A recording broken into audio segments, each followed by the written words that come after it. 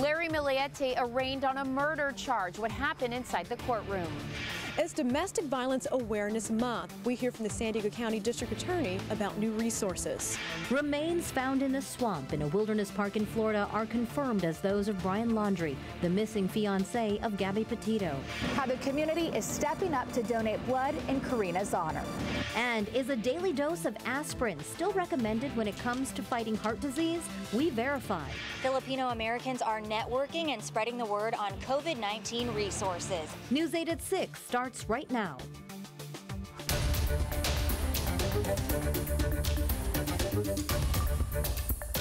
We begin with breaking news in the East Village, where San Diego police say 2 people have been found dead inside of an apartment. Good evening, I'm Kirsten Holmes. I'm Marcella Lee. This all started when police responded to a reported assault at 14th and Island. News 8's Regina Ahn is live in the East Village with what we know right now. Regina?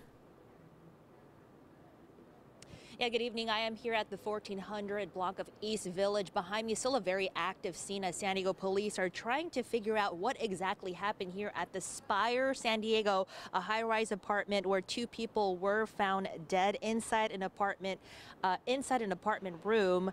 Now, investigators will be giving us an update in about an hour. We do know that this road here on Island Avenue will be closed for the next couple of hours as investigators make their way here. We do know that people who do live here at the residence can still go in and out, but still it is blocked to the public. We do know that witnesses heard at least 6 gunshots. So we did speak with a resident earlier this afternoon, and this is what that person had to say. He asked us if we heard the gunshots, 6 gunshots. I didn't hear them. As we were talking about it, the doors opened. We were at the bottom floor here at the lobby, and we were met by San Diego PD with, they had their rifles out and their guns out, and they were kind of securing all exits. And we do want to let you know there is construction happening here in the neighborhood. Police do want to let us know that we'll be getting an update again in about an hour. So we'll be sure to stay here, keep you updated both online and on air. But we do again want to let you know 2 people here found dead at the Spire apartment buildings here in downtown in the East Village. Again, we'll be keeping you updated throughout the evening with more on this story. But for now, live here in downtown, Regina Ahn, News 8.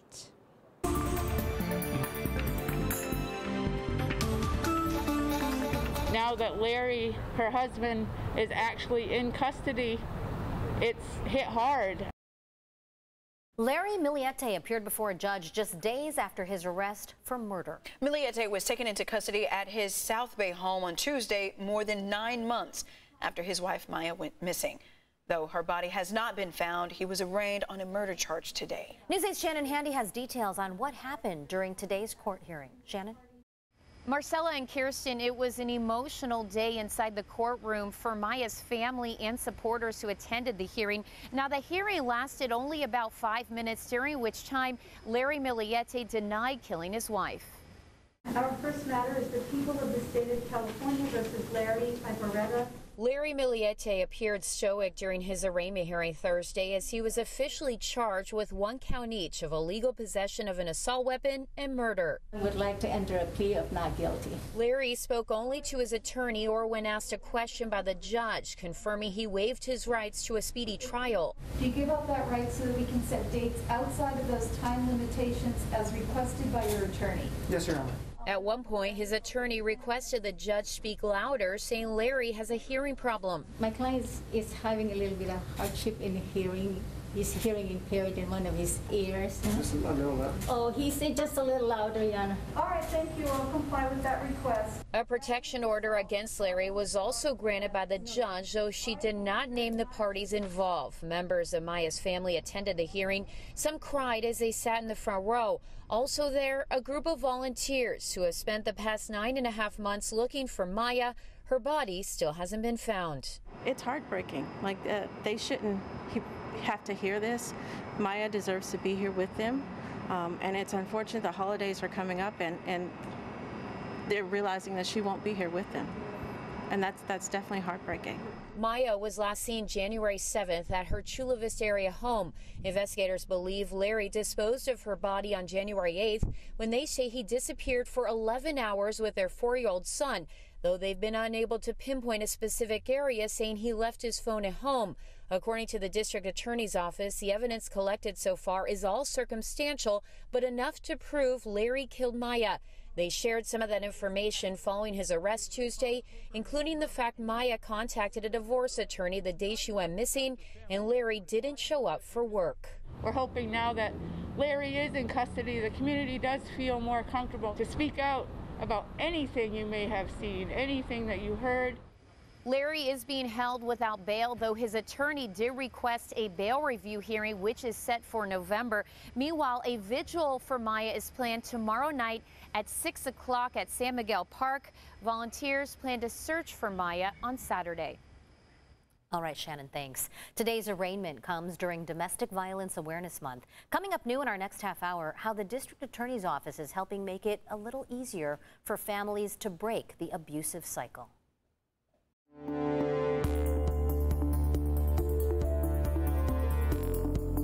People who got the Moderna and Johnson & Johnson vaccines could get a booster shot in just a matter of days. A panel of CDC experts has voted to recommend those vaccine boosters. As Deborah Alfarone reports, final approval could come as early as tonight.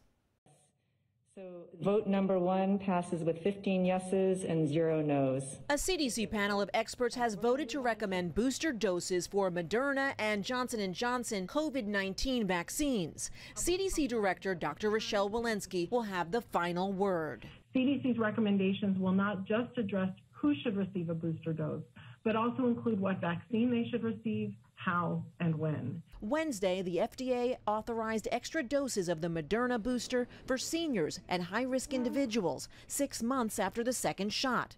For Johnson & Johnson recipients, boosters for all adults 2 months after the first dose. The FDA also said it's okay to mix and match vaccines. The mix and match really gives a good deal of flexibility to people. The White House is also preparing for the emergency use authorization of the Pfizer vaccine for children ages 5 to 11, and that's expected in early November. Vaccines weren't even available when Hector Garcia got sick with COVID around this time last year. The Washington state man finally went home after spending 304 days on a ventilator. The doctors told us many times, bring your family, say your goodbyes, because it's not going to last for a night. But Garcia survived. It's something that I cannot explain. I feel very happy. He has since had to learn how to breathe and walk on his own again. Deborah Alfarone, CBS News, the White House.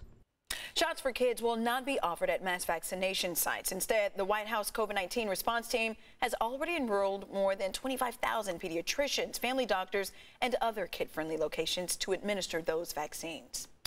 All right, so let's take a look at our local COVID numbers. The county is reporting that nearly 90% of the county's eligible population is at least partially vaccinated. More than 2.5 million people, or 89.7% of San Diegans aged 12 and older, have at least one shot of the COVID-19 vaccine. More than 2.25 million people, or about 80%, are fully vaccinated.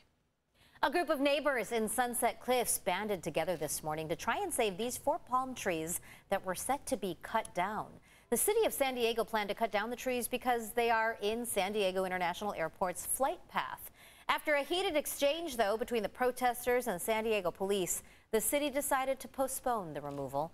The San Diego County Regional Airport Authority sent us a statement which said in part that the city-owned palm trees exceed or will soon exceed acceptable elevations under federal standards, intruding into the airspace that surrounds the airport. So we'll see what happens to those trees.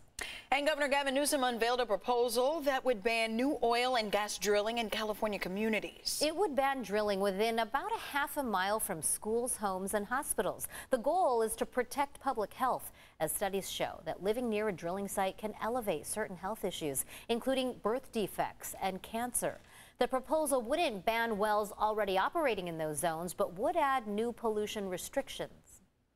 This is one commitment of many that the state is making to lead this nation, and I would argue lead the world on this transition. We don't see oil in our future. We don't. Newsom also asked regulators to craft a plan to end oil and gas production in the state by the year 2045.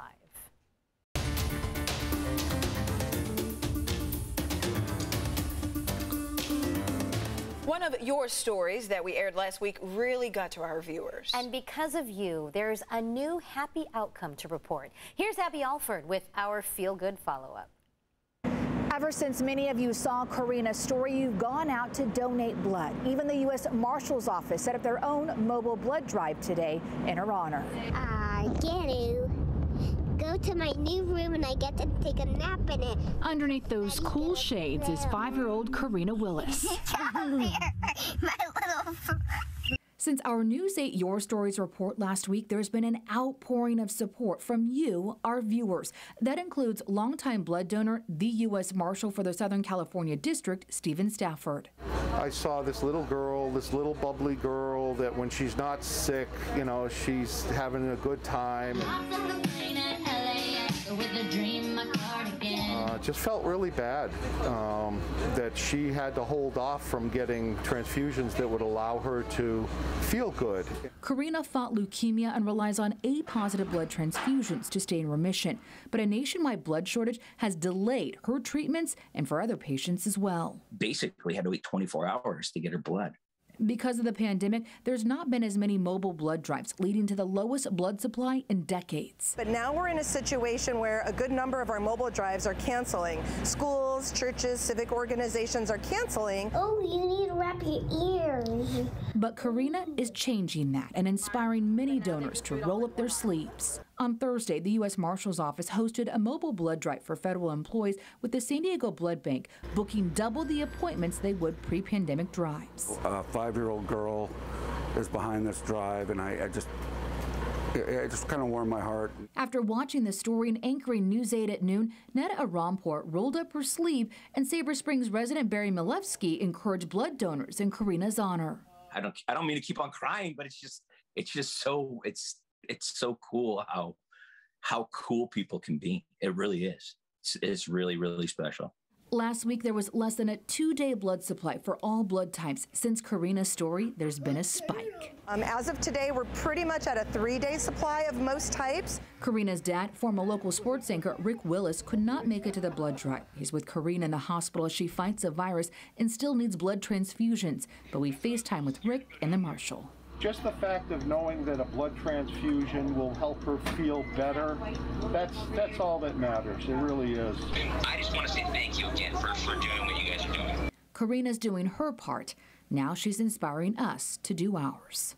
Can you say thank you? Thank you. You're welcome, Karina. I hope you feel better. Remember, you can donate blood every 8 weeks. To learn more, go to CBS8.com and click on the Help button.